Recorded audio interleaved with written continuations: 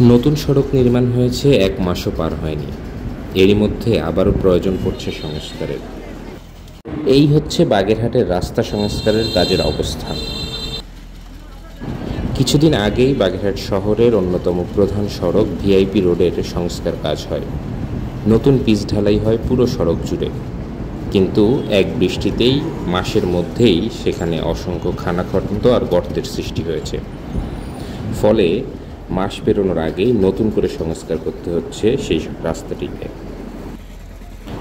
প্রশ্ন হলো, এমন জোড়াতাড়ি সড়ক টিকবে কদিন? জনগণের পয়সা দুর্ভোগ লাঘব না হয়ে নতুন দুর্ভোগ তৈরির জন্য এই সড়ক সংস্কারের কি দরকার? যে দেশে সংস্কার করা রাস্তাই টেকানো যায় না দুর্নীতিসহ নানা কারণে, সে দেশের রাষ্ট্র সংস্কার কতটুকু টিকবে?